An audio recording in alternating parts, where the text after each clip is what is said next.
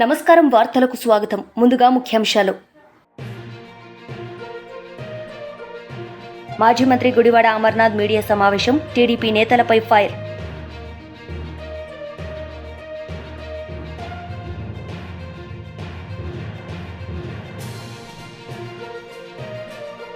మాజీ మంత్రి జగదీష్ రెడ్డి మీడియా సమావేశం. సీఎం రేవంత్ రెడ్డిపై ఫైర్.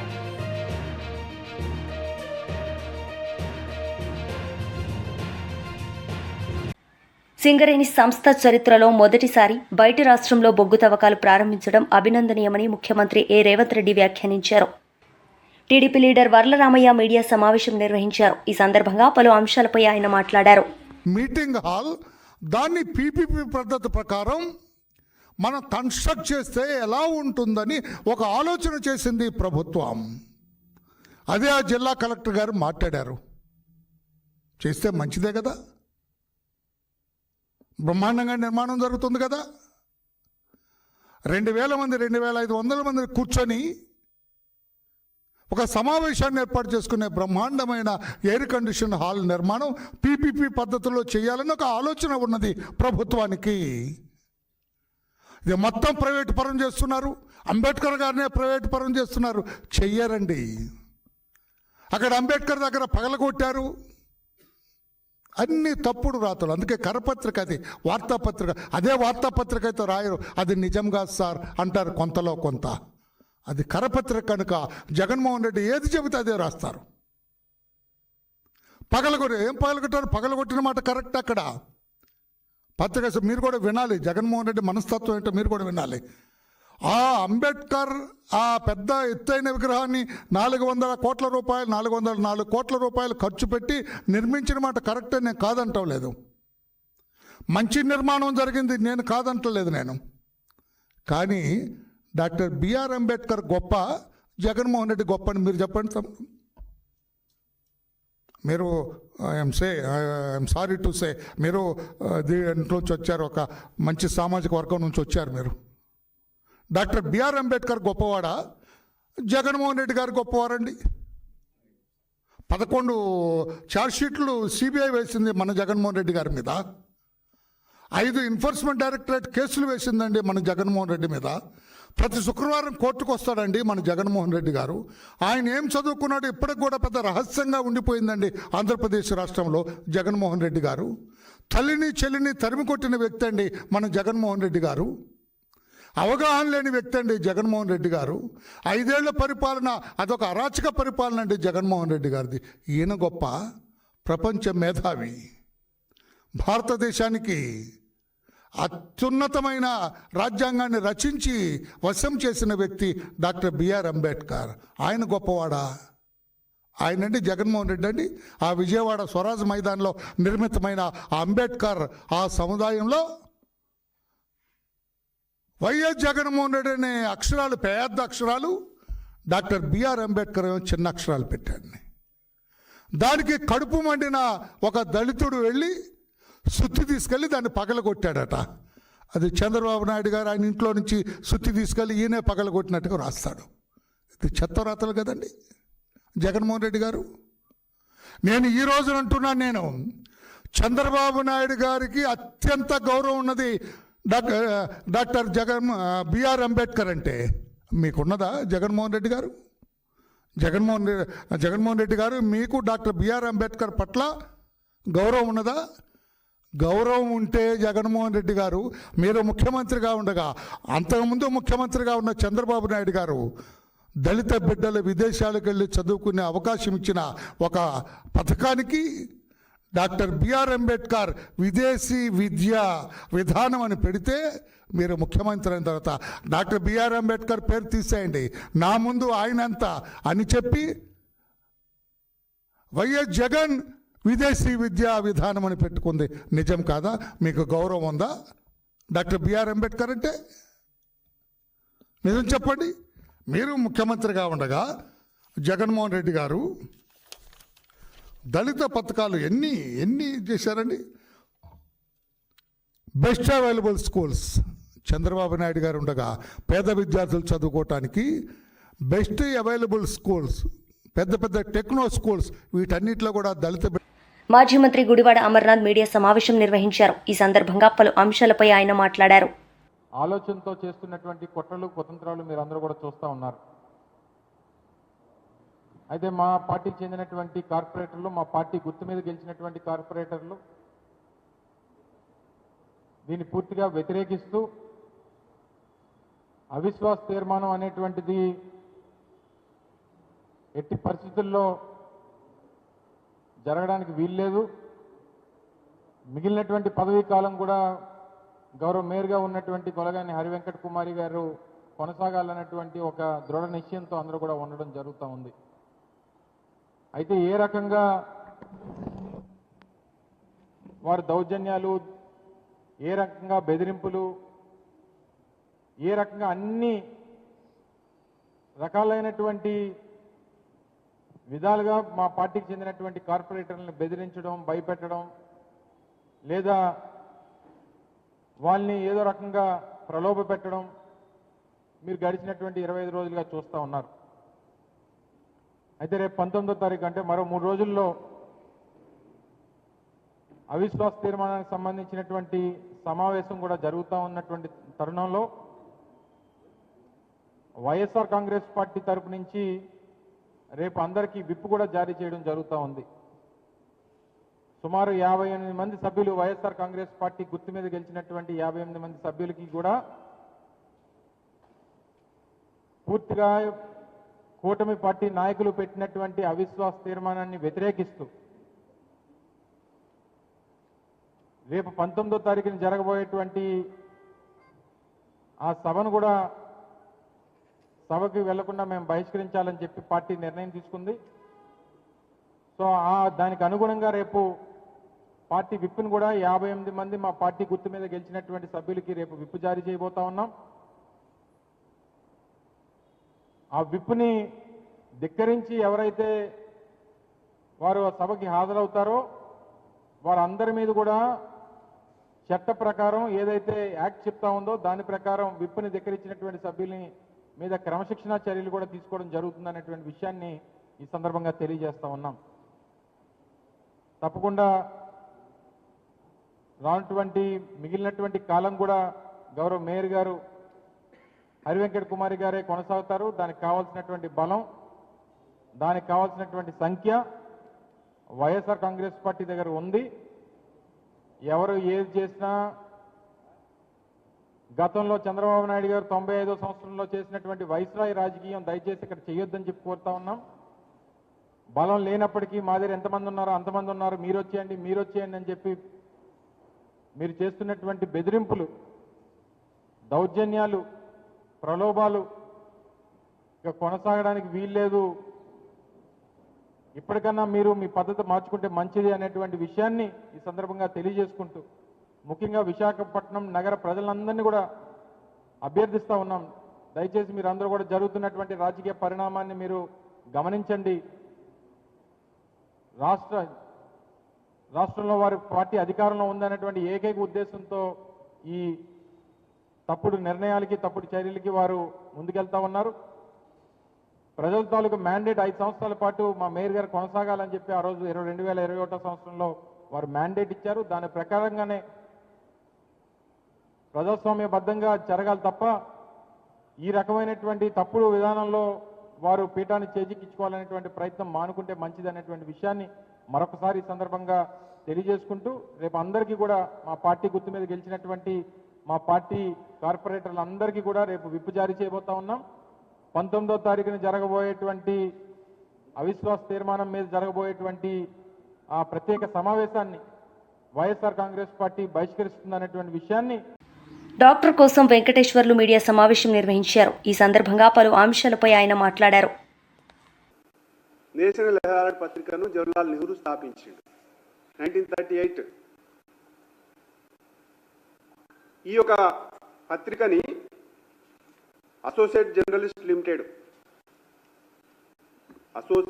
జర్నల్స్ లిమిటెడ్ అనే సంస్థ ప్రచురిస్తూ ఉంటుంది. అయితే 2008 వరకు నడిపించారు.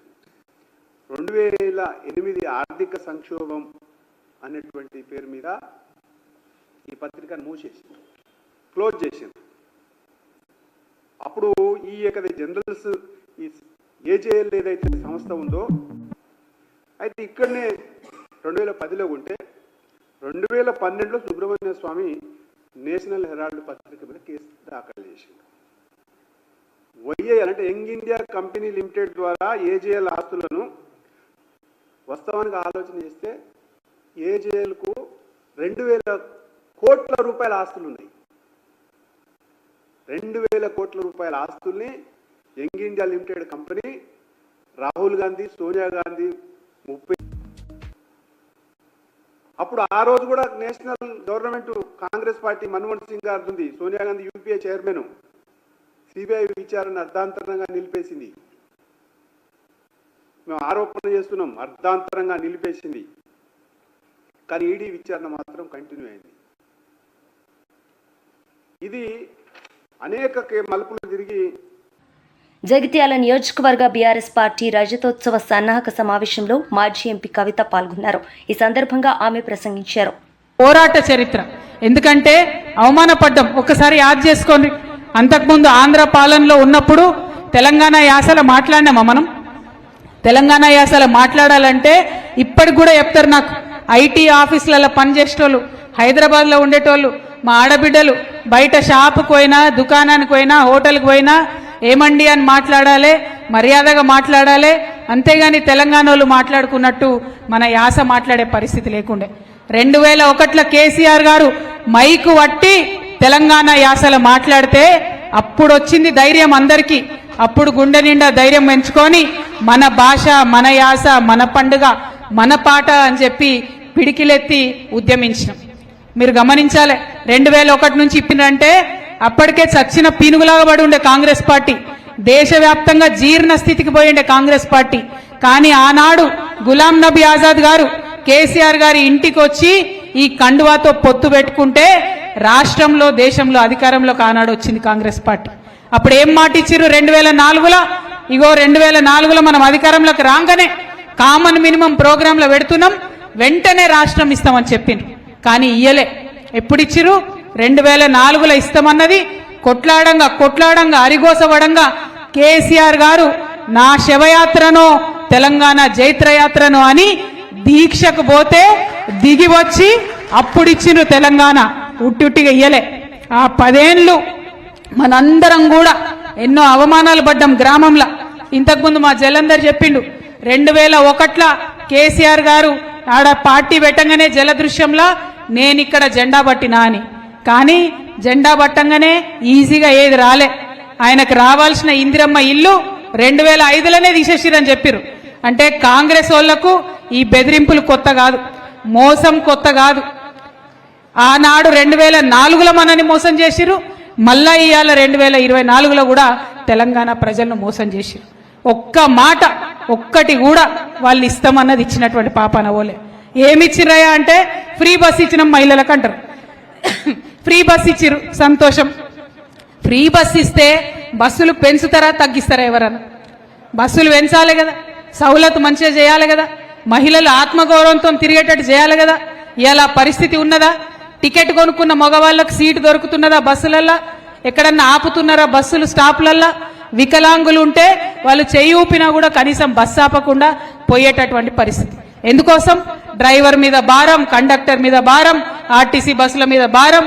మరి బస్సులు మీరు పెట్టిండ్రు ఫ్రీ బస్, కానీ బస్సులు ఎందుకు పెంచరు? మా ఆడబిడ్డలు సౌకర్యవంతంగా కూర్చునేటట్టు ఎందుకు చేస్తలేరు? ఒక బస్సు ఇచ్చి మిగతా ఎగబెడతామంటే మరి మనం చూసుకుంటా ఊరుకుందామా? బస్సు ఇచ్చినాం కానీ బంగారం ఇయ్యమంటాడు రేవంత్ రెడ్డి గారు. విందామా? అట్లనే చూద్దామా? వద్దా బంగారం మనకు? ఎన్ని మాటలు అన్నారు ఆనాడు మనల్ని. ఇగో కేసీఆర్ ఉట్టి చెక్కిస్తున్నాడు మీకు 1,00,000 రూపాయలు, మేము వస్తే బంగారం తులం బంగారం. ఒక బస్సు ఇచ్చిరు, బంగారం తుసు చేసిరు. అవునా కదా? మరి నేను మీ అందరినీ కోరేది ఒకటే, రమణన్న ఈశ్వరన్న ఇప్పటిదాకా చెప్పిండ్రు ఈ మాట. ఇక్కడ ఒక కవిత చెప్తే నడవదు, అక్కడ పెద్దలు కేసీఆర్ గారు ఒక్కరు చెప్తే నడవదు, కేటీఆర్ అన్న ఒక్కరు చెప్తే నడవదు. మనందరం కూడా ఒక్కొక్క కేసీఆర్ కావాలి. ప్రతి గ్రామంలో మీరందరూ కూడా ముందుకొచ్చి ఇలా కమిటీలు వేసుకున్నారు. తమ్ముడు రాయకల్ మల్లేష్ మాట్లాడుకుంటే చెప్పిండు, అక్క 32 గ్రామాలు ఉంటే 31 గ్రామాలలో మేము కమిటీలు వేసుకున్నామని చెప్పారు, జెండా ఎగరేస్తున్నామని చెప్పిండు. అట్లనే ప్రతి గ్రామంలో కూడా ఈ పార్టీలు చేస్తున్న మోసాన్ని దయచేసి ఎండగట్టాలి.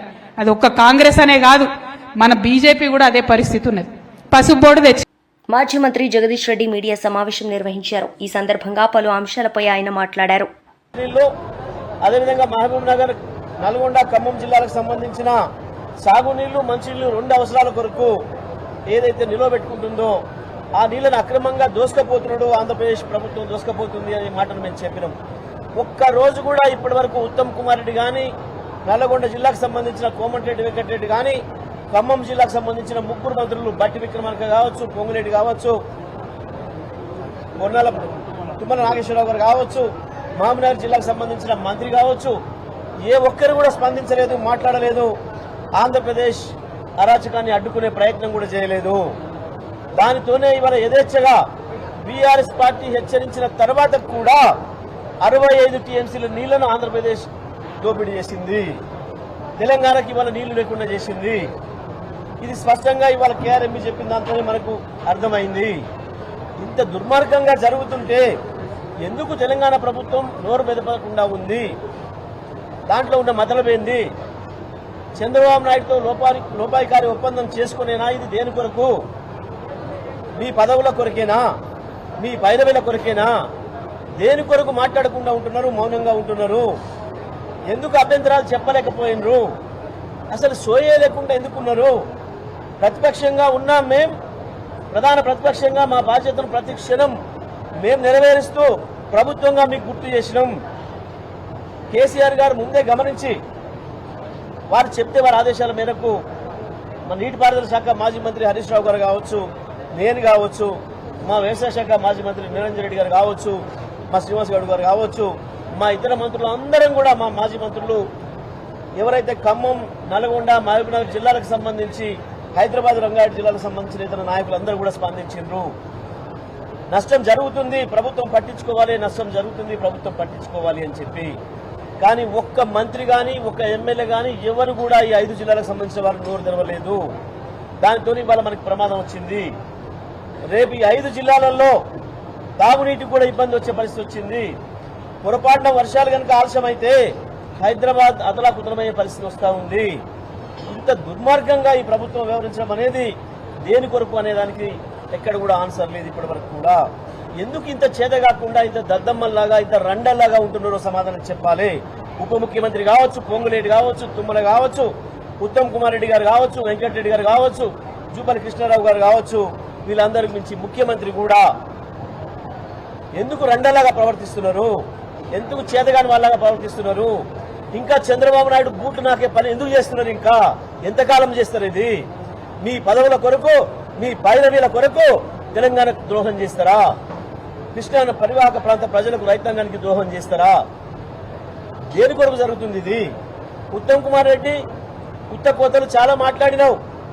కేసీఆర్ 38 ఒప్పుకుండు, 39 ఒప్పుకుండు, మనకు నష్టం జరిగిపోయింది, రాసిచ్చిండు అని మాట్లాడినావు. ఇవాళ కేఆర్ఎంబీ చెప్పిన దాని ప్రకారమే 66, 34 తాత్కాలిక ఒప్పందం చేసుకున్నా దాని ప్రకారం కూడా ఆంధ్రప్రదేశ్ దాన్ని గౌరవించి ముందుకు రాలేదు.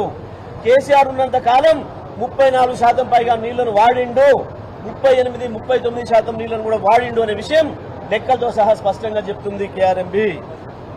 ఎందుకు మీరు ఈ సంవత్సరం నీళ్లు వాడలేకపోయినరు? లేదు, మీరు నిలవబెట్టుకున్న నీళ్లను పక్క వాళ్ళు దొంగతనంగా తీసుకుపోతుంటే ఎందుకు చేత కాకుండా కూర్చున్నారు? ఎందుకు మీ మూతులకు స్లిప్పులు వేసుకొని కూర్చున్నారు? మూతులకు ప్లాస్టర్లు వేసుకొని ఎందుకు కూర్చున్నారు?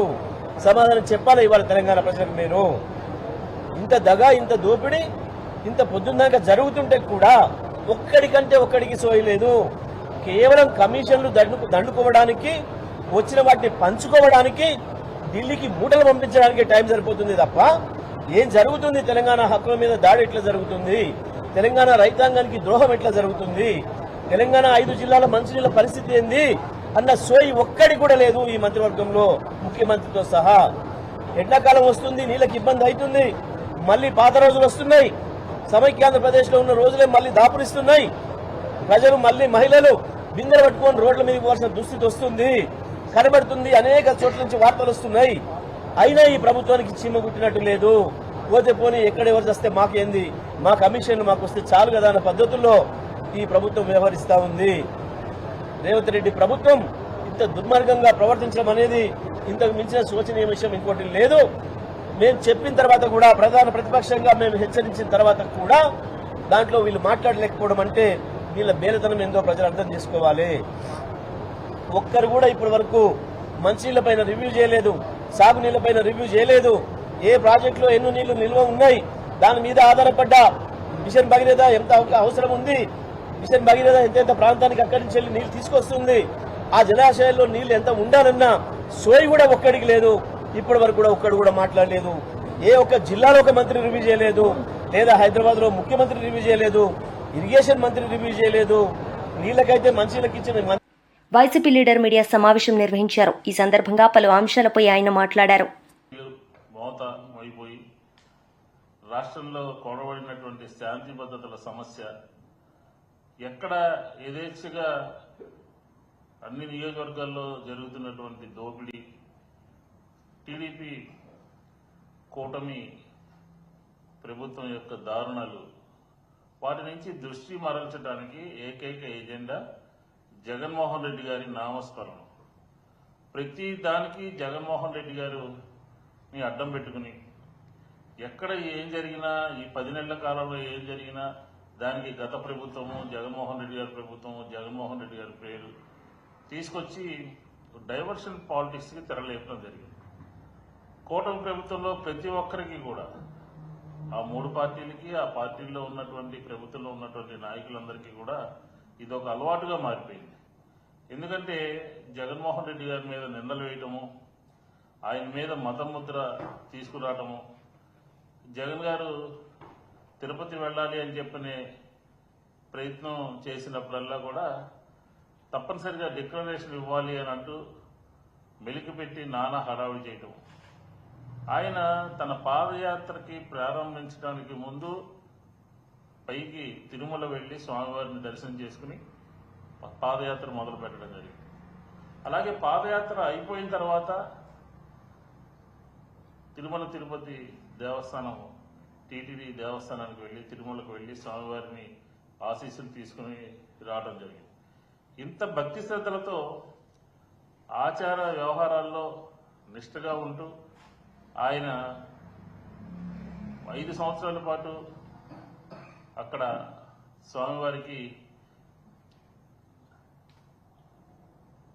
ఆయన పట్టు వస్త్రాలు సమర్పిస్తూ ఉంటే, అయినప్పటికీ కూడా పదే పదే జగన్మోహన్ రెడ్డి గారిని ఎదుర్కోలేక, రాజకీయంగా ఎదుర్కొనేటటువంటి సత్తా లేక ఈ కూటమి ప్రభుత్వము ఆయన మీద దుష్ప్రచారం చేస్తాం.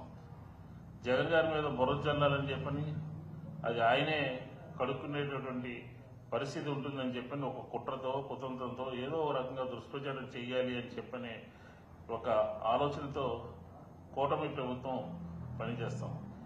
ఏనాడు కూడా జగన్మోహన్ రెడ్డి గారు హిందూ మత విశ్వాసాలకు వ్యతిరేకంగా ఎక్కడా కూడా చిన్న ఇది చేసినటువంటి కార్యక్రమం లేదు. ఎక్కడ కూడా క్రిస్టియానిటీని ఆ ముద్రను కూడా ఎక్కడా కూడా చూపించలేదు. కానీ నిలువెల్లా విషంతో తెలుగుదేశం కూటమి పెద్దలు దారుణంగా అబద్ధాలు చెప్తూ జగన్ గారి మీద ప్రచారం చేస్తా, విష ప్రచారం చేస్తా ఉన్నారు. నిజం చెప్పాలంటే తాను సనాతన హిందుత్వవాది అని చెప్పుకునేటటువంటి తిరుపతిలో హడావుడి చేసినటువంటి పవన్ కళ్యాణ్ గారు కూడా ఎక్కడ కూడా ఈ జరిగినటువంటి సంఘటనలో బయటకు వచ్చి మాట్లాడినటువంటి పాపన పోలేదు అని చెప్పని కూడా ఈ సందర్భంగా చెప్తా ఉన్నాం. మనం ఒకసారి కొన్ని అంశాలని పరిశీలిస్తే ఎవరి ప్రభుత్వ హయాంలో ఏ కార్యక్రమాలు జరిగినాయి, ఏ కార్యక్రమాలు హిందువుల యొక్క మనోభావాల్ని గౌరవించబడ్డాయి అని చెప్పి మనం ఒకసారి పరిశీలిస్తే, తెలుగుదేశం ప్రభుత్వ హయాంలో కనకదుర్గమ్మ అమ్మవారి కొండ మీద తాంత్రిక పూజలు చేసి, అర్ధరాత్రి పూట సీసీ కెమెరాలు తీసేసి పూజలు చేసినటువంటి, తాంత్రిక పూజలు చేసినటువంటి పరిస్థితి మనకి తెలుగుదేశం ప్రభుత్వ హయాంలో కనబడుతుంది. అట్లాగే కృష్ణా పుష్కరాలప్పుడు విజయవాడలో గోదావరి పుష్కరాల్లో. వార్తలు ముగించే ముందు ముఖ్యాంశాలు మరోసారి. మాజీ మంత్రి గుడివాడ అమర్నాథ్ మీడియా సమావేశం, టీడీపీ నేతలపై ఫైర్.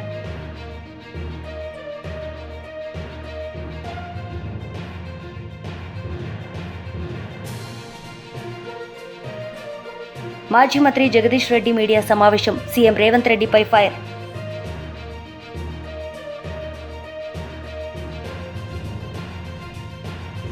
ఈ వార్తలు ఇంతటితో సమాప్తం. తిరిగి ప్రసారం అయ్యే వార్తల్లో మళ్ళీ కలుద్దాం. అంతవరకు సెలవు. నమస్తే.